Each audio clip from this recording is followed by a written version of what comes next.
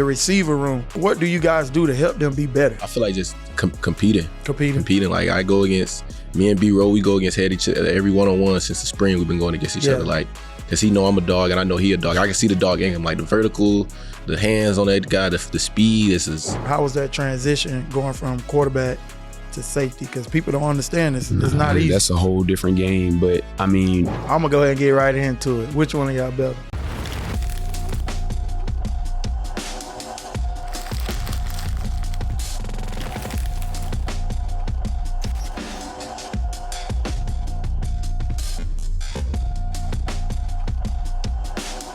Welcome to another episode of As I Sip My Coffee. This is a great addition because why? I don't only have one Gamecock here. I have two Gamecock that's here with me. And guess what? They brothers. Yes, this is going to be a great episode.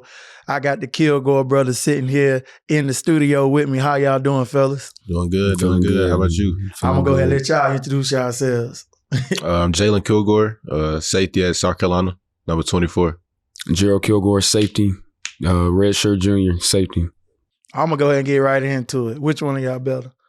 I got to ask the question. Depends what we talking about. Well, who's better in the coverage?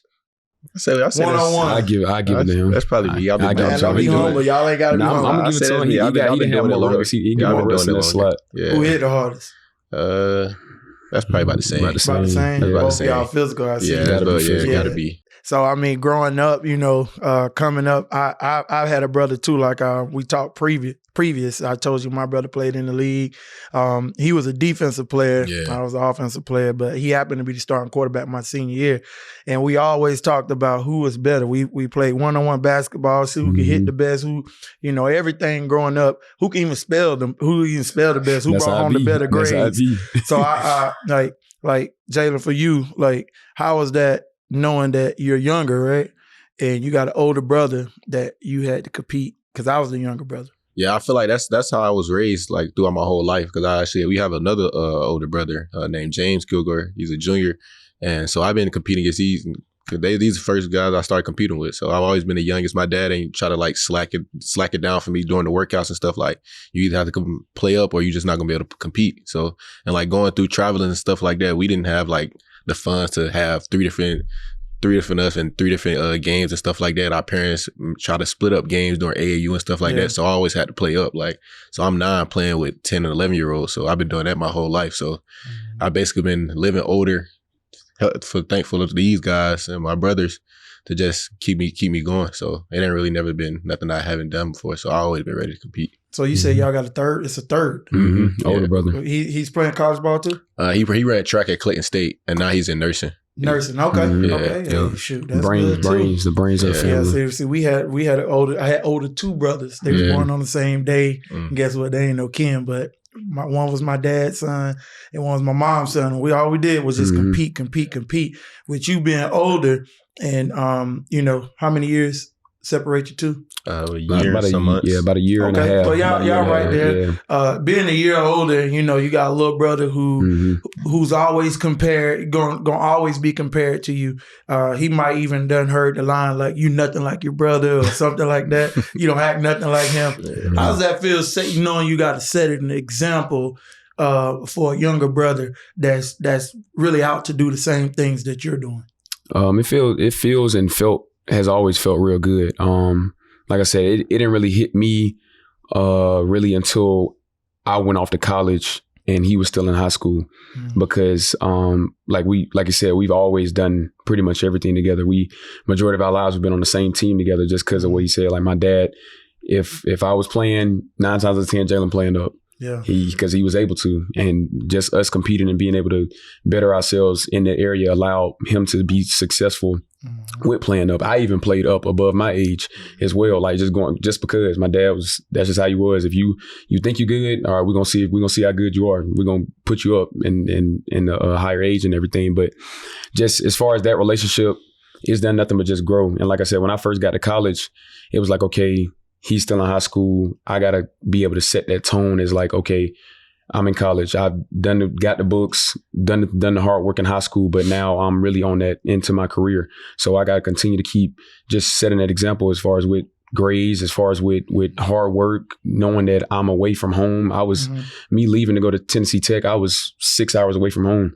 So it's like that was a whole different experience for me, being that far away from home, never really being that far away from home, and just having to pretty much do it on my own. Like, like my parents were there, but my dad raised us. I'm not finna be jumping down your throat about, something a man got to handle. If you got to handle your business, handle your business. Yeah.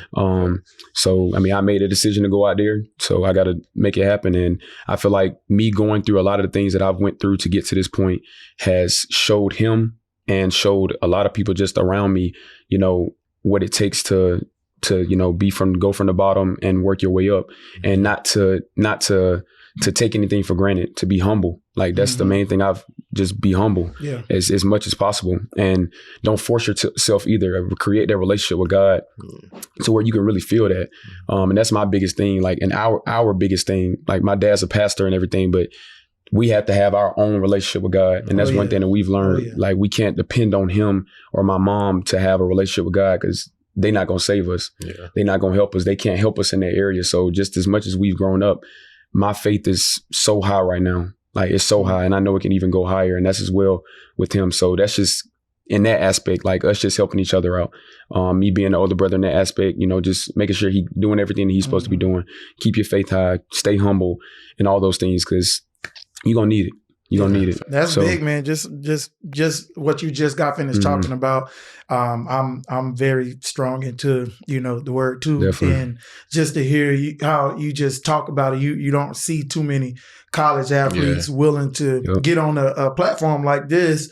They're kind of afraid to, speak about God and things like that. But you talk about your father, you talk about your mom being home. I mean, for you, like every player that y'all play with, I just interviewed Faison. Yeah. And when he was going through a very difficult time, and I could just see, his passion, the way he talked about wanting that opportunity and getting that opportunity, but also not being able to speak or have those words about dad. Like, and that's big. That's great upon, us young men trying to do things. And when you're talking about it, like, how big of a part would you say dad played in your early part of your career? Like what Sanders, my father and your everything. Father. Yeah, like it was played a big part. Like, my father's like the foundation of our family. So there's been times we was younger, like he would be gone, like out working, and we would have to work out with my mom. Like, my mom would wake up 5 o'clock in the morning with us and come working out, because he out there working at the Ritz and stuff like that. So it was just having him a foundation, especially him as a pastor, like that just plays so much bigger of a part, because it helped us get in the church early and have a strong faith with God, just seeing it, and then finally getting our own relationship. So we already had the foundation of that, and just him just like staying on top of us, keeping us working, make sure that we never took the easy way out. Like, even when it seemed like times where we thought we was like good where we was at, he was always making sure we got better. Like, never saying that, oh yeah, we could right now, we can settle. Like, even now at the time we had to talk about games, like he's still telling us things what we can fix on, work on, get better at, like, and just how much closer we can get with God. And because he can tell, he can read. He's very good at reading us. Like, we can come home, go be at college for 3, 4, 5 months, come back home, he'll like, you ain't living right. You ain't doing what you're supposed to be doing.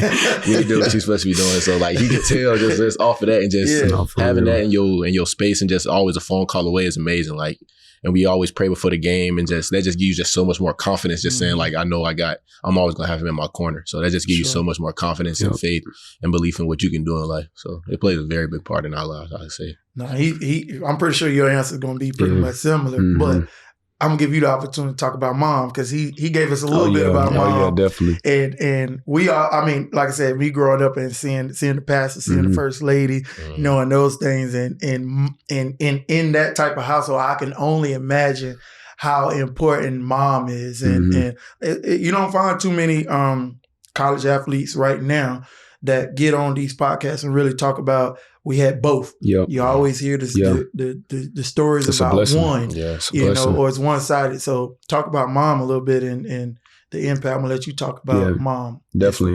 My mom, without her, a lot of things would not be how it is now. A lot of things. And it's like in situations where I know you see a lot of situations almost like the mom is kind of like, almost not sent on the back burner, but she's she doesn't get as much shine in a lot of cases. And my mom, I try my best to always let her know, like, I appreciate you so much. Mm-hmm. And we both do. And as well as my older brother, and my dad does as well. Mm-hmm. And because he understands that she truly does hold everything together. Mm-hmm. When things blow up, she's there. Mm-hmm. When things aren't going as we are expected it to, she's there because my dad, I'm about like him. I'm hothead. Like I get my dad he'll get mad sometimes. Like he'll get upset because he cares a lot. Mm-hmm. And that's the same way I am. And just seeing how she handles that, the way she handles us, like having 3 boys, like she never expected that. She didn't expect to have 3 boys, but she did. And her being able to handle that as a mom and being able to take care of things and always be there and show up when needed to, doing things out of the ordinary, like just, and I know that's why their relationship is so strong. My mom and my dad, just seeing that allowed us to see, okay, what is this supposed to look like? What is marriage? What is a foundation of a family truly supposed to look like? Mm-hmm. And obviously my dad, there are things that he has told us, like, I didn't do this particularly right growing y'all up and while y'all were growing up and stuff like that. But that's y'all job to understand where I was coming from. And for him to continue to keep explaining to us, this is how you should be raised up. This is how you should do this. This is how you should do that. Yeah. And my mom, her faith is ridiculous. Mm-hmm. It's ridiculous. She's been through, I don't know how much stuff, but she's still here and she still presses every single time to show up. She want to be at the games more than my dad want to be at the games sometimes. Like it's ridiculous because she just want to see us shine, and that truly puts a smile on my face every single time. Like just knowing that she's still here regardless of all the things she's been through. She amazing. Mm-hmm. Mom is amazing. Well, that's good because like my mom, like I said, it was 3 of us in the house. Mm-hmm. She worked the 2 jobs, but she did not miss a game. Yeah. My brother was at Furman University. She would literally go to Furman if they had an early game, be in Columbia for our game, and it was just like that. That's just how she was, and she pretty much did it mostly on her own. Yeah. And to have mom is totally different. My dad was there, and he was at the games and things like that. But one of the things I heard you say, which I may say would be a great lesson for someone playing safety or in a defensive background, is accountability. Yep. Because your dad, like you say, he took accountability. What does that word mean to you as an athlete, accountability? It's just, I would basically say it's just knowing what you have to do and just taking care of your business and just like, when we expect you like a high player on the team or whatever your role is on the team, like we're expecting you to do whatever your role is on the team. Like we're counting on you to do what your role is on the team. Like if you a scout team player, like a lot of our games, like the scout team is the closest thing we get to what the look is. So we counting on them like more than we're counting on our starter players to give us a good look. So it's like if that's your role, then play that role and we're going to hold you accountable to that role because we know how good you are. Yep. And we know you put on film before you even came in here. Like what you put through high school, what you put on, what the film you put in through the years you've been here. Like we know what you put on. So, and then as for the players, like we know you out here for a reason. Like we see you now, you need to have your right foot up, your left foot up, be in the right leverage, be in the right gap. We've seen you put that on film. So that's where we're counting on you to do that. Right. Yeah, that's big because like accountability, because it's like you do your job, we'll do our job. Right. You hold down the front, y'all pressure the quarterback, we'll be in position that the quarterback ain't got no way to throw. Right. High school, y'all played high school ball together. What's the name of the high school you went to? Putnam County High School. I was trying to figure out how to say it. I'm reading it, I like to, do my homework and research, and I was like, what is the pronunciation of it? But what did y'all only play defensive side of the ball there? So we actually started off at Baldwin County High School. Okay. That's because that's where he started playing quarterback, and then I was just playing. I was just playing safety at Baldwin, and then we ended up transferring to Putnam my sophomore year, his junior year. Yep. Nice. Yeah. So you played quarterback? Yeah, I was a quarterback. I never played defense in high school. I didn't play a lick of defense in high school. I was just, I think I didn't play my freshman year. Sophomore year, I played at Baldwin High School. Then my junior year, we moved to Putnam, Edenton, Georgia, and played quarterback my junior year, senior year, and even going to college at Tennessee Tech. That was my first year and a half was at quarterback, and then I switched to safety like that.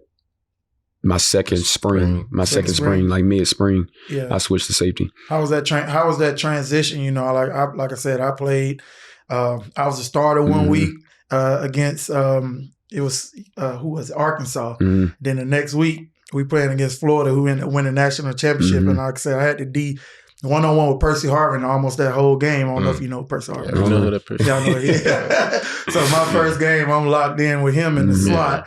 Never played defense. And how was that transition going from quarterback to safety? Because people don't understand this. It's not easy. That's a whole different game. But I mean, the mental aspect of it came pretty fast.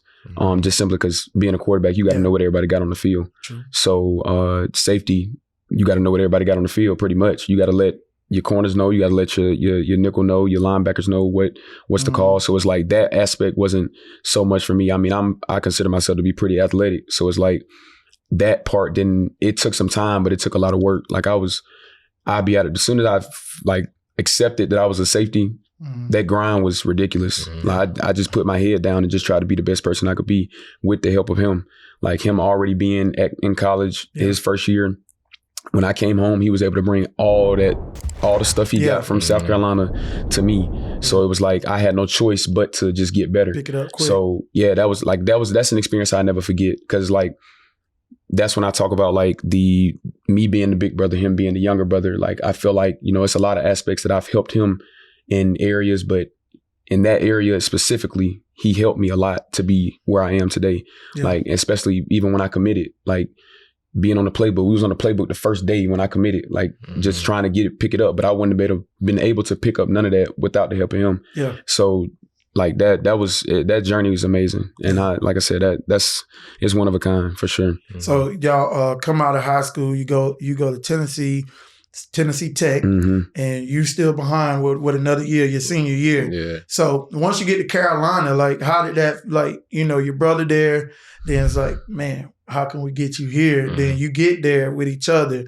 Like, what is the meeting room like? Like, I can understand watching film, but being able to watch film with your brother, take notes, you giving your quarterback knowledge of what you see to your brother, and now you give him the defensive way, but you're a defensive back. Like, how was that, man? Because I could tell you, like, we did not watch film together when I was in college. Like, football is totally different now. I mean, you probably had some of your better teams watch film together, but me and my teammates did not watch film together. Like I don't know why.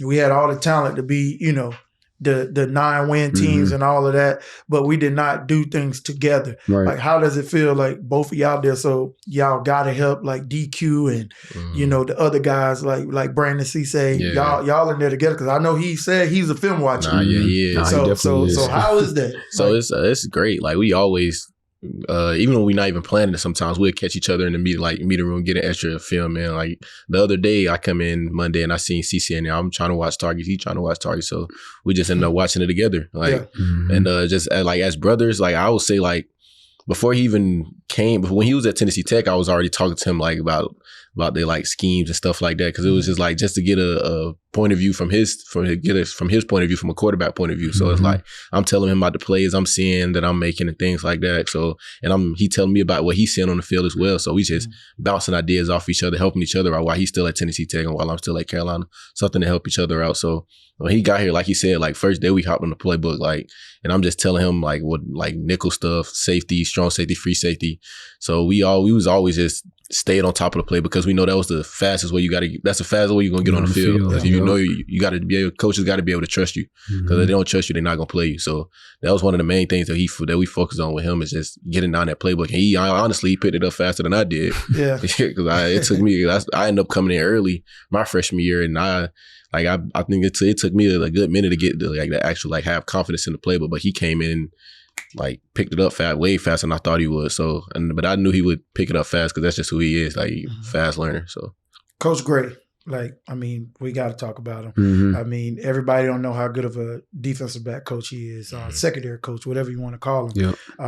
His the way he breaks things down, and he's also in a position is nothing like having a coach that can really show you like hands-on what to do. Like not just telling you, not just talking. He did it. These days, I'm a head football coach, high school head football coach, and the best thing that I could do with my players is to actually get out there and show them how to do it. How does it feel to have someone like Coach Gray to be in the secondary with you? I would say it's amazing. Like I said, that's pretty much the whole reason why I came to Carolina. And I know a lot of Jalon can really say the same. His resume is ridiculous and it's not fake at all. So it's like, some coaches, it's almost like they catch guys towards the end of their career or towards like the peak, and they say, I got that guy to the league. Yeah. But Coach Gray, he'll rather a freshman over a transfer. He'll rather every time. So Coach Gray rarely goes to the transfer portal. And this past year was probably the most DBs that's ever come out of the transfer portal just because that was a need. But those guys even understand that Coach Gray you're not going to get that coaching nowhere else. The attention to detail that he asks us to do, normal coverages that guys will be playing certain ways. We don't do that just specifically because how he expects us to be. Like I said, if you're a freshman, after one game, you play significant time, you're not a freshman no more. Yeah. And he expects that throughout practice, throughout the game, throughout whatever that may be, your aggressiveness, your attention to detail, you got to grow up fast. And he's expecting that because he sees it in you. He doesn't just go get guys that he doesn't see it. It might be even the lower recruited guys, but it's something that Coach Gray sees in that guy, why he wants him to be here. And those are the same guys that be here for 3-4 years and now they're in the league. So it's like, it's best to take that regardless of whatever he brings, because like I said, Coach Gray, he coached tough. Oh yeah, he gonna throw hats. He gonna get in you. He gonna do everything. He gonna coach you for real. But it's needed, and I realized that as soon as I got here, because as soon as I got here, Coach Gray, all right, let's go. Yeah. Do you know it or do you not? If you don't know it, I can't play you. If you know it, we can do something. Yeah. So. And he gonna tell it to you straight up, whether you good right now or it might take you some time. Yeah. He gonna tell you, and that's however you plan on taking that. But as far as us, I knew how to take that and receive that information as well as Jalon, because that's how we were raised. My dad, he the same way. Literally, Coach Gray in a version, like he gonna tell you exactly what it is. He's not gonna sugarcoat nothing. If you good, you good. If you're not, you're not. Yeah. If you there, you there. If you're not, you're just not there yet. But that's what we on the way to. And the way Coach Gray coaches. If a lot of guys, including ourselves, like I said, that knowledge is one of a kind. Yeah. It's one of a kind for sure. Yeah, for sure. And so the season is going. You made the transfer. You here now. You've been here, and the season started off. It started off, I would say, not what most of the outsiders like myself, the fans, expected. Especially with the loss to Vanderbilt. Like, what did that do for the morale of the team? Like, did it make y'all like pick up a little bit? Like what was it that Coach Beamer have installed or instilled into you guys' mind or your mental processing to make us get right back on track against Kentucky this past week? I feel like it just put more fire in us, like, because when we used to come up to that game, like we had that number by name. Lost it, that number gone. So it's like, I feel like this really gonna show like who is South Carolina. Like again, like nobody really ever had us at the top. I think like that's the highest we done been in years. So it's like us not having that, I was like, I don't feel like that affected us in any type of way. I feel like they just put more fire in us to like, okay, we just got to show them why we should be another top 10 team again, why we should be a top 5 team again, why we should be in the playoffs. Because we ended up missing out by the playoffs last year just by a little bit. Just by a little bit. And that's the only thing it is the little details. Like it's a small margin of error in SEC football. Like you don't have a lot of plays where you can just say, oh, that's my bad. Like, you get one or two of those maybe, and you can be on the other side. Maybe. That number can be switched real fast.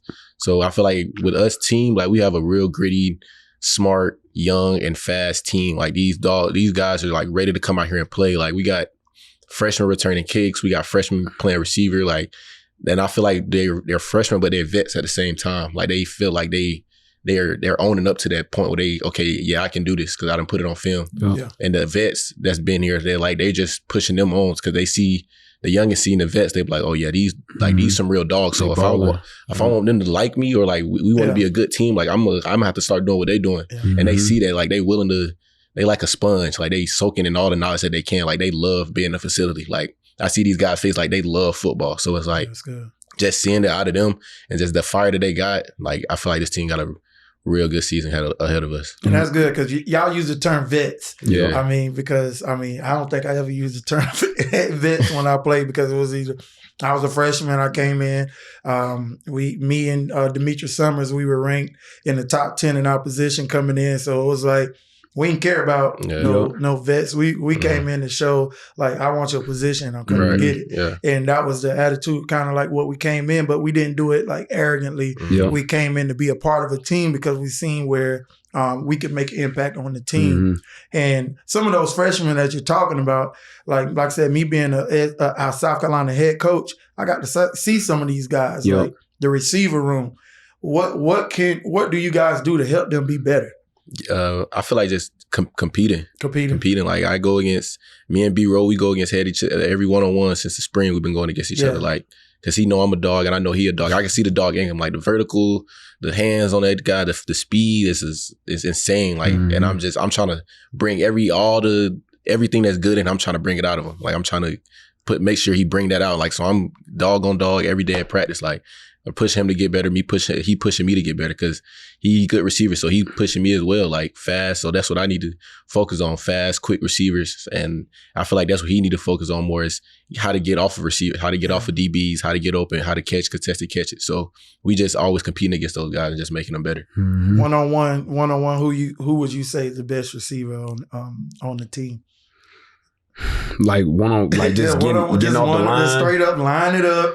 Like you go press technique, off technique. I mean, you play sometimes drop down in the nickel coverage. Like you got to play off and press. So who gives the work and who? I'll probably say my boy JB Jared Brown. Yeah. He that's a true vet, and he know how to look at you. He know how to read a DB. He know how to use his speed to his advantage. And he pays attention to lots of details. That's what gets him open. And JB got a lot ahead of him. Like I said, all of our receivers, but Mazio, Dre, all them boys, they doing their thing. But yeah, JB, he like that though. He like that one-on-one. Who you would say the toughest? Besides JB, I'd probably say Dre Jacobs. Yeah. Okay. He nice. Boy, slippery tough. Boy. Yeah. Man, we did have something major happen. I know Coach Rob for T-Rob for a while. We kind of from the same area, and I remember when he came from Scotland High School, and I'm right there across the border in Marlboro. Just such a great person, and to see what happened to him in the season. What was big for all of you, especially on the defensive side of the ball. How have you guys responded to seeing something like that happen to someone so close to you? Yeah, it was shocking first seeing it. Just praying that we was praying that everything was okay. Like that he came out. It was just still with his life because the other person ended up losing theirs. Yeah. So just seeing him that he's still out there and he's still coming out to the practice. He'd be up top. Like just watching us from the top and just still staying connected. He'll still call us, still be in the meetings, special teams meetings, stuff like that, be on the phone. And he coached up the coaches that was there so well. So I feel like it's not a pin hasn't dropped. So Coach Dove, he got Coach Dove, Coach T-Rob, Coach T-Money, like them dogs, they got everything I feel like everything that he taught in them, it's showing. So I don't feel like a pin hasn't dropped, but we would definitely love to have him back, I'd say. Yeah, what about you? Because it affects stuff. It impacts people differently. I know y'all brothers, but you still not tied at the hip, even though you are. T-Rob, his energy is ridiculous. Yeah. That's one thing he always brings to the facility, his energy. Me and him, we don't talk overly, but we talk a lot, and the conversations that we have had have been real good. And like I said, he just brings that dog to the team. Not just to his room, but let alone because he played the position. So his D-line room you don't have no choice but to have that mentality. Yeah, for sure. And because he played it for real. Yeah. So with him coaching those guys and us being able to see that on a daily basis, how he coaches them, how he pushes everybody, just with his energy alone, T-Rob be one of the first people in the facility. And he running, he working out, he's still making sure that he's put together himself so that he can go out on the field and do everything to help those guys. And just seeing that, along with a lot of our coaches, Coach Gray does the same thing. He gets up, he's there early in the morning, running 6-7 miles, just to keep himself up to be able to coach us like he can. But yeah, just T-Rob is one of a kind. And having him on our team, having him as a coach for our team and for our D-line specifically, that's just a testament to how many guys have just left and went to the league. Yeah, we all, y'all like to say man of faith, so we all been praying for his healthy recovery and to see him back, to help that D-line because, I mean, they get after it. Yeah. They really get after it. They do. They do. I mean, they help you guys and they help you get that interception against Kentucky. Facts, that dance move, like, bro, come on now. You got like what is that? Because I ain't the youngest. Bro, I'm 40. What is it? It's just trend. Like gotta. Hey, I had to kill it for the trend. Yeah, that's crazy, man. And I like to do something. This is a 2-minute warning, and I like to do something where we go into a 2-minute warning. I'm a fire question. It's different this time because I got 2 Kilgore brothers here, and so I got to ask both of them because they could probably both give me both answers. But we're going to the 2-minute warning. Guys, what I like to do is I'm going to ask you a series of questions. You don't get a chance to think. It's questions because I don't get a chance to think. I'm just going to ask you questions. You just fire off answer. All right. And I'm going to fire it off like this. I'm going to go with the oldest first. Okay, bet. So he'll always answer first. All right, good. All right. Favorite book of the Bible? Philippians. Proverbs, that's mine. All right, favorite safety, your best safety, all-time safety, that college, pro, it doesn't even matter. I'd probably say Ed Reed just because of physicality. Okay. And I want to make my game even more physical. I say it's cool catching picks, but I like to hit too. Ed Reed scored though. Oh yeah, he scored. Just like he scored. Yeah. What about you? I'll say either Ed Reed or Derwin James. Yeah.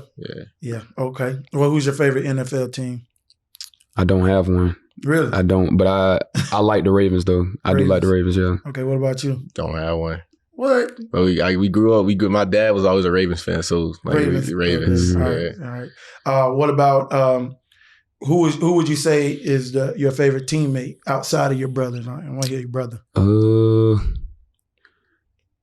Either I got 2 actually, Peyton Williams and Buddy Mack. Okay. Yep. Okay. What about you? I'd probably say Judge. He been my roommate since I was a freshman. So just come. Yeah, freshman year he had a truck and I ain't had no car, so we was always with each other every morning of the day. Get some money. Yeah, we was with him. That's been my dog since day one, since we stepped on campus. So all right. If you get drafted, like you going through your last year, you get drafted. Where do you want to play? I know it's easy to say, I play with any team, pick me up. No, what team would you want to go to? I can see myself in probably a Green Bay jersey. I can see myself in the Green Bay. Man, what about you? Ain't nothing. That ain't nothing. I say Houston or Dallas. Houston or Dallas. Texas. Okay, man. Listen, I appreciate y'all boys for coming in and sharing stuff to me that I didn't even know. Either one of y'all play an instrument or anything like that? I play the drums. Church. Well, I know you play something. Yeah, I play the drums. You play drums, anything? I used to play the saxophone. Okay.